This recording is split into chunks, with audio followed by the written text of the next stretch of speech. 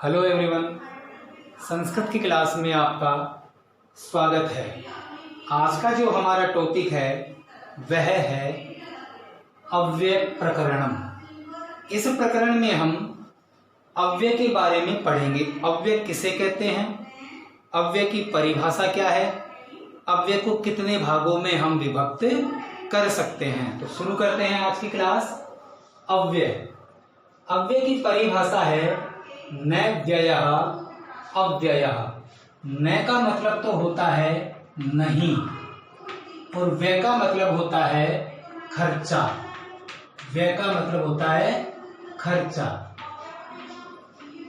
न का मतलब नहीं और व्यय का मतलब खर्चा, अर्थात जिसका कोई खर्चा ही नहीं होता है उसे हम अव्यय कहते हैं। उदाहरण के तौर पर समझो, मेरे पास 10 रुपए थे।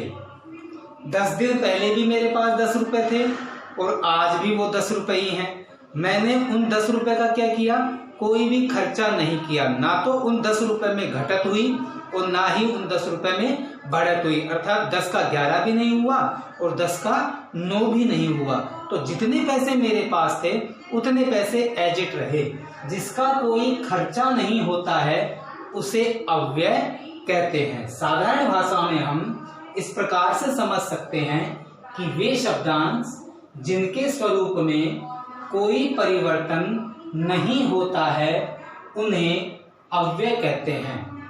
ऐसे शब्दांश जिनके स्वरूप में कभी भी कोई भी परिवर्तन नहीं होता है उन्हें हम अव्यय कहते हैं। ये शब्दांश स्त्रीलिंग में, पुल्लिंग में, नपुंसकलिंग में एक समान से रहते हैं। एक वचन, द्विवचन और बहुवचन में भी एक समान रहते हैं। भूतकाल, वर्तमान काल और भविष्य काल में भी एक समान रहते हैं और प्रथमा विभक्ति से लेकर के सप्तमी विभक्ति तक भी एक समान ही रहते हैं। अर्थात इनके स्वरूप में तीनों लिंगों में, तीनों कालों में, तीनों वचनों में और सातों विभक्तियों में कोई भी परिवर्तन नहीं होता है, उन्हें हम अव्यय कहते हैं। उदाहरण के रूप में देखो, उप, यह एक संस्कृत का उपसर्ग है और संस्कृत के जितने भी उपसर्ग हैं सारे के सारे अव्यय में ही गिने जाते हैं। अब ये जो उप उपसर्ग है ये तीनों लिंगों में भी उप ही रहेगा, तीनों वचनों में भी उप ही रहेगा, तीनों कालों में भी उप रहेगा और सातों विभक्तियों में भी उप ही रहेगा। इसके स्वरूप में कोई भी परिवर्तन नहीं होता है, इसलिए ये क्या कहलाता है, अव्यय कहलाता है। वे शब्दांश जिनके स्वरूप में कभी भी कोई भी परिवर्तन नहीं होता है वे अव्यय कहलाते हैं। अब प्रश्न आता है कि अव्यय कितने प्रकार के हैं। अव्यय बहुत सारे होते हैं, इनके भेद हम कर नहीं सकते, लेकिन हमारी सुविधा की दृष्टि से हम अव्यय को 3 भागों में विभक्त कर सकते हैं। अव्यय का वर्गीकरण, अव्यय को हम 3 भागों में विभक्त कर सकते हैं। कौन कौन सा है। पहला विभाजन है समय सूचक अव्यय। वे अव्यय जिनसे हमें समय का बोध होता है वे समय सूचक अव्यय कहलाते हैं। अर्थात कुछ ऐसे अव्यय आते हैं जो हमें समय का बोध कराते हैं, समय को इंडक्ट कराते हैं, वे सारे के सारे अव्यय समय सूचक अव्यय में वर्गीकृत होंगे। जैसे मैं कल पढ़ूंगा, मैं आज जाऊंगा, वह परसों आएगा, सुनील 3 साल बाद गया। तो ये सारे के सारे क्या हैं, समय का बोध करा रहे हैं। ये सारे के सारे समय सूचक अव्यय में ही जाएंगे। दूसरा इनका जो वर्गीकरण है वह है स्थान सूचक अव्यय। वे शब्दांश या वे अव्यय जिनसे हमें स्थान का बोध होता है वे स्थान सूचक अव्यय कहलाते हैं। कुछ अव्यय ऐसे होते हैं जिनसे हमें स्थान का बोध होता है। जैसे मैं दिल्ली में रहता हूं, सुनीता जयपुर में रहती है, गीता मुंबई में रहती है, राहुल थाईलैंड में रहता है। तो सारे के सारे क्या हैं, ये स्थान का बोध कराने वाले अव्यय हैं। तो जिनसे हमें स्थान का बोध होगा वे स्थान सूचक अव्यय कहलाएंगे। उनको हम स्थान सूचक अव्यय के वर्गीकरण में स्थापित कर देंगे।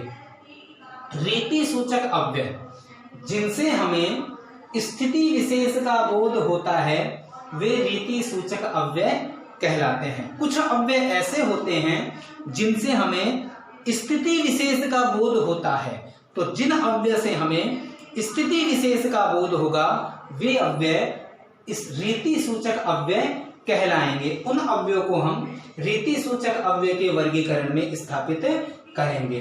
अव्यय जिनके स्वरूप में कोई परिवर्तन नहीं होता है उन्हें हम अव्यय कहेंगे।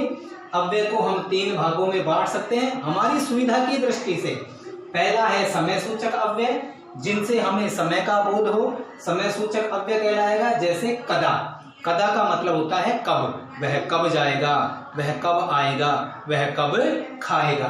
दूसरा है स्थान सूचक अव्यय जिनसे हमें स्थान का बोध होता हो उन्हें हम स्थान सूचक अव्यय कहेंगे। जैसे कुत्र, कुत्र का मतलब होता है कहाँ, वह दिल्ली में रहता है, वह कहाँ रहता है, वह विद्यालय पढ़ने जाता है, वह कहाँ पढ़ने जाता है, वह मंदिर में पूजा करने जाती है, वह कहाँ पूजा करने जाती है। तीसरा इसका जो भेद है वह है रीति सूचक अव्यय जिनसे हमें स्थिति विशेष का बोध होता हो वे रीति सूचक अव्यय कहलाते हैं। उदाहरण है अपि, अपि का मतलब होता है भी। जैसे मैं पढ़ता हूं, मैं और मेरा भाई साथ साथ पढ़ रहे थे, पापा जी ने पूछा क्या कर रहे हो, तो मम्मी से मैंने कहा कि मम्मी मैं पढ़ता हूं। थोड़ी देर बाद मेरा भाई आ गया, बोला नहीं मम्मी भैया गलत बोल रहे हैं, मैं भी पढ़ता हूं। अब मेरे साथ देखो अपि का प्रयोग हो गया, मैं तो पढ़ता ही पढ़ता हूं, स्थिति कैसी बदल गई, मेरे साथ मेरा भाई भी पढ़ता है। तो जिनसे हमें स्थिति का बोध होता हो, स्थिति विशेष का बोध होता हो वे सारे के सारे रीति सूचक अव्यय कहलाते हैं। ये था अव्यय का सामान्य परिचय। अगली क्लास में हम इनके जो भेद हैं समय सूचक अव्यय, स्थान सूचक अव्यय और रीति सूचक अव्यय, इनके विषय में विस्तार से पढ़ेंगे।